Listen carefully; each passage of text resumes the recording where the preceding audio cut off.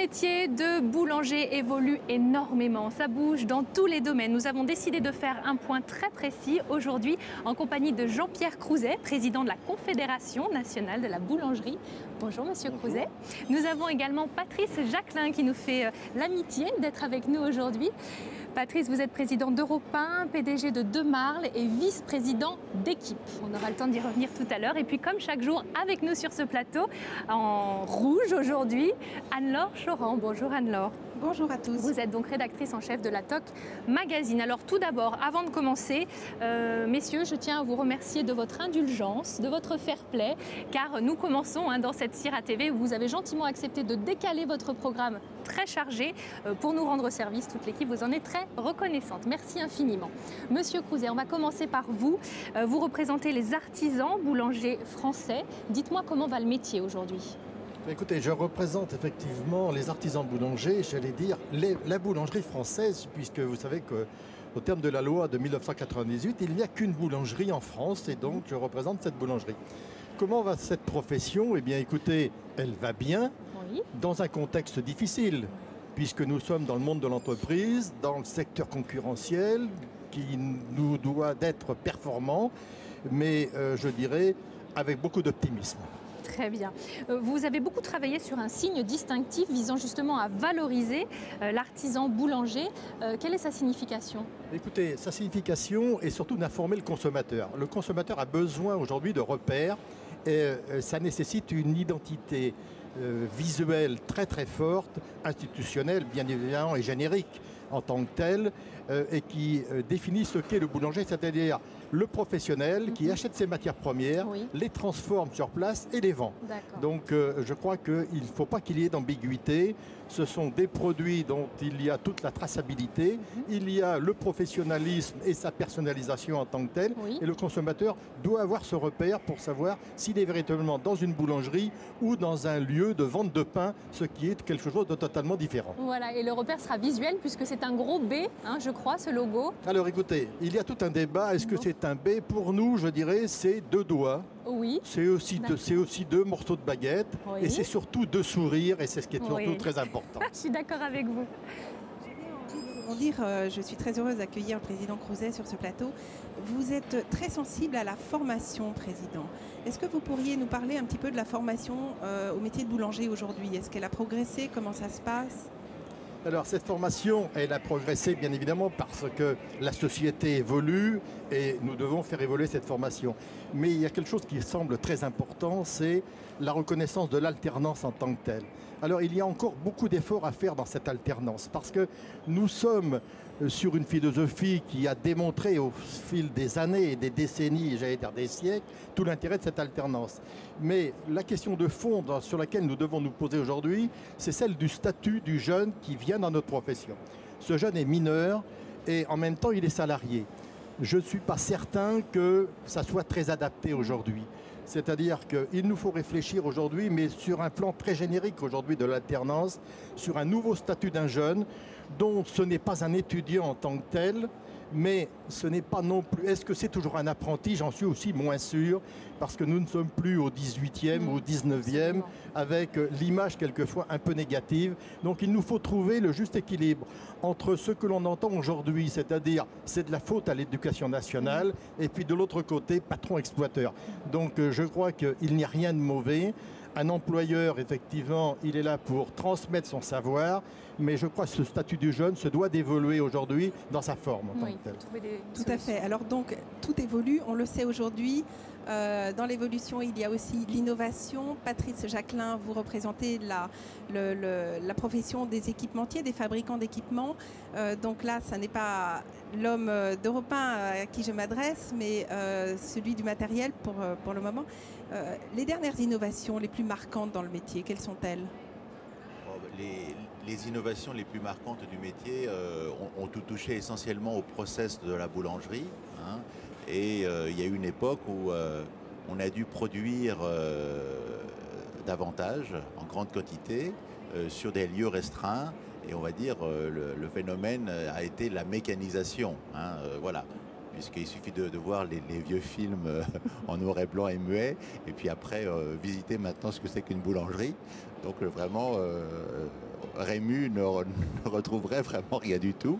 Voilà, donc en fait, quel a été notamment le rôle de ces équipementiers? Eh bien, c'est de s'adapter à cette nouvelle donne, la boulangerie, de permettre, dans un premier temps, de produire plus, mais de plus en plus, maintenant, de produire mieux avec un résultat, une baguette ou des productions des boulangers beaucoup plus qualitatives. Mais alors, est-ce qu'il est plus facile d'être boulanger aujourd'hui ou avant?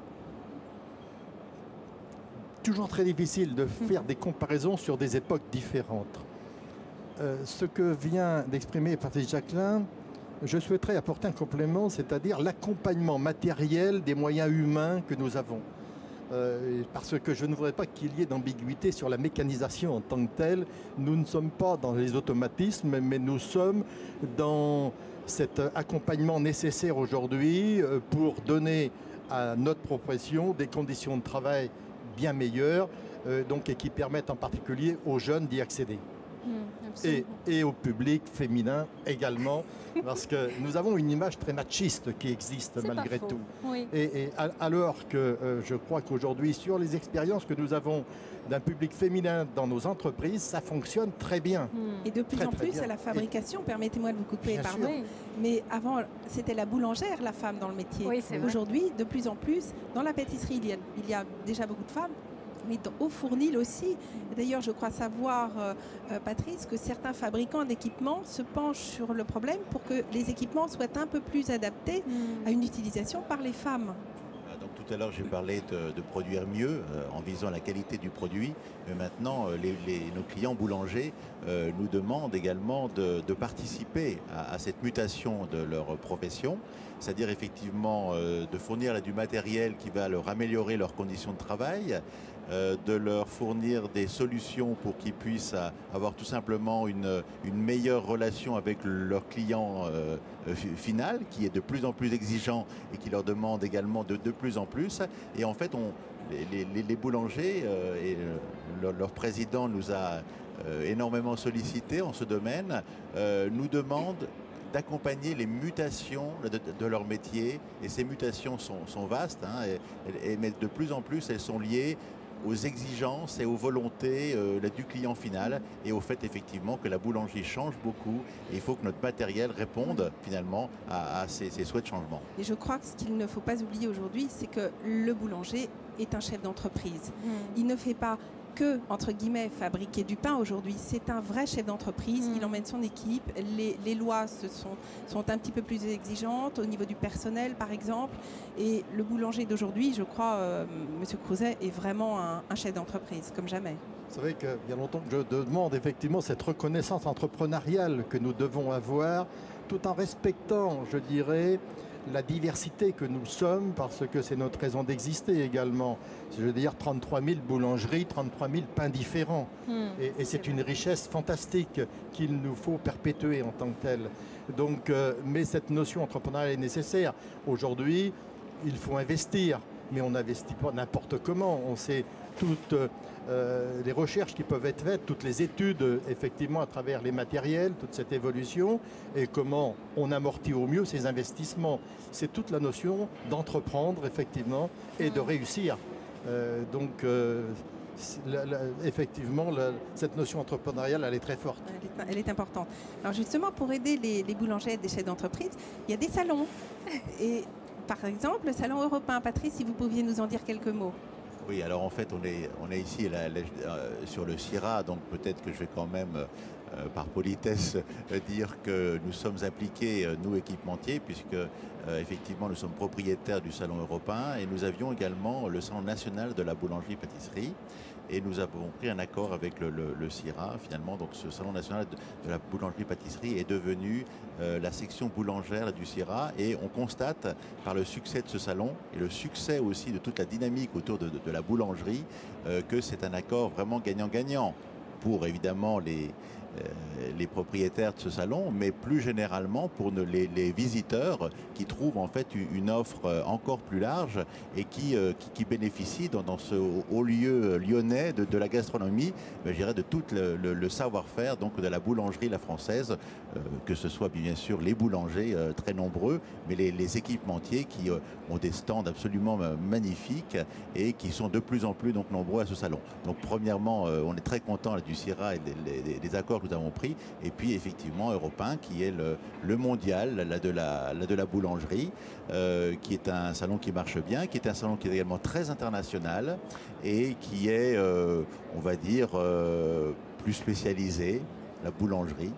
Et c'est pour ça qu'il va rester, je pense, le mondial du savoir-faire boulanger français qui rayonne dans le monde entier, puisque la plupart des équipementiers font des performances à l'export. Souvent, on en parle moins. Et certaines entreprises réalisent 85, 90, voire 95% de leur chiffre d'affaires à l'exportation.